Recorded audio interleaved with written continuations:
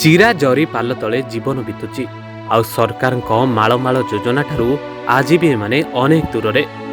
ବର୍ଷକ 12 ମାସ ଓ 6 ଋତୁ ଏହି ଜରି ପାଲ ତଳେ ବିତୁଛି 5 ପ୍ରାଣୀ କୁଟୁମ୍ବଙ୍କ ଜୀବନ। ଯାଜପୁର ଜିଲ୍ଲା ସୁକିନ୍ଦା ବ୍ଲକ ରାଁଶାଳ ପଞ୍ଚାୟତ ଅନ୍ତର୍ଗତ କଲରଙ୍ଗୀ ଗାଁ ପୁରିଆଝର ସାହିରେ ରହୁଛନ୍ତି ଜଗେନ ତିରିଆ ଆଉ ତାଙ୍କ ପରିବାର। ଓଡ଼ିଶା ଖଣି ନିଗମ କଲରଙ୍ଗୀ କ୍ୟାମ୍ପ ପାଚେରୀ କଡ଼ରେ ଥିବା ଏକ କାନ୍ଥ ବିହୀନ ଚିରା ଜରି ପାଲ ତଳେ ଦୀର୍ଘ 30 ବର୍ଷ ଧରି ରହିଆସୁଛନ୍ତି ଏହି ଆଦିବାସୀ ପରିବାର। 3ଟି ସନ୍ତାନ ଏବଂ ପତ୍ନୀ ମୁନି ତିରିଆଙ୍କ ସହିତ ଜଗେନ ତିରିଆ ଦିନ ମଜୁରୀ ଭାବେ କାମ କରି କୁଟୁମ୍ବ ପ୍ରତିପୋଷଣ କରନ୍ତି। ଆଉ ମାଳ ମାଳ ଖଣି ଖାଦାନ ଥାଇ ମଧ୍ୟ କାମ ଖଣ୍ଡେ ନ ମିଳିବାରୁ ଗାଁ ଗଣ୍ଡାରେ ବିଲବାଡ଼ି କାମ କରି ଯାହା ରୋଜଗାର କରନ୍ତି ସେଥିରେ 5 ପ୍ରାଣୀ କୁଟୁମ୍ବ କଷ୍ଟେମଷ୍ଟେ ଚଳନ୍ତି। ହେଲେ ଅନେକ ଥର ସରପଞ୍ଚ, ୱାର୍ଡ ସଭ୍ୟ ଏବଂ ବ୍ଲକରେ ଯୋଗାଯୋଗ କରିଥିଲେ ମଧ୍ୟ ଇନ୍ଦିରା ଆବାସ, ବିଜୁ ପକ୍କା ଘର କି ମୋ କୁଡ଼ିଆ ଖଣ୍ଡେ ମିଳିପାରି ନାହିଁ ବୋଲି ଏବେ ଜଗେନ କହନ୍ତି। ଏ ଯୋଉ ଜରିପାଲ ତଳେ ତମେ ରହିଛ କେତେ ବର୍ଷ ହେଲାଣି ରହିଲଣି? ଯାଇକି ବର୍ଷେ ଆଉ।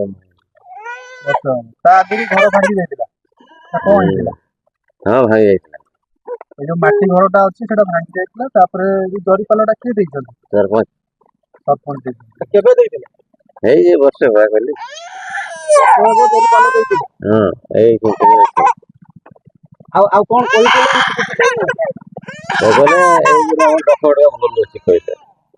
ଡକ୍ୟୁମେଣ୍ଟ ଭୁଲ ଅଛି କହିଲେ? ହଁ। ଆଉ ସଂଶୋଧନ ତ କହିଲନି ଟିକେ ସଂଶୋଧନ କରିଥାନ୍ତେ। ତ ଆସିଥିଲେ ଏଇଠୁ ପଢିଲେ ଜଗା ବି ଆସିଲା ସବୁ କହିଲେ ତୋ ଡକ୍ୟୁମେଣ୍ଟ ଗୁରା ଭୁଲ ଅଛି। କୋଉଟା ଭାଇ ମୁଁ ତ ପାଠ ପଢିନି ନା, କୋଉଟା ଭୁଲ ଅଛି ମୁଁ କେମିତି ଜାଣିପାରିବି? କହୁଛୁ ଭାଇ ଚୋରି ବଡ ହେଇଛି ଆଉ କଣ କହିପାରିବ? ଏଠି କୋଉଟା ଲେଖା ହେଇଛି ମୁଁ ଜାଣିଛି। ମୋହନ ବାବୁ ଆମକୁ ନମସ୍କାର। ଦେଖନ୍ତୁ ଏତେ ଗରିବ ଛୁଆ ଆମେ ଏଠି ଅଛୁ, ଛାଡ଼ରେ ସାହାଯ୍ୟ କରନ୍ତୁ ସାର୍। ତେବେ ଦେଖାଯାଉ ସରକାର ଜଗେନଙ୍କ ଗୁହାରି କେବେ ଶୁଣୁଛନ୍ତି। ଯାଜପୁର ଜିଲ୍ଲା କାଳିଆପାଣିରୁ ଜୟପ୍ରକାଶ ମହାନ୍ତିଙ୍କ ରିପୋର୍ଟ, ରିପୋର୍ଟର୍ସ ଟୁଡେ।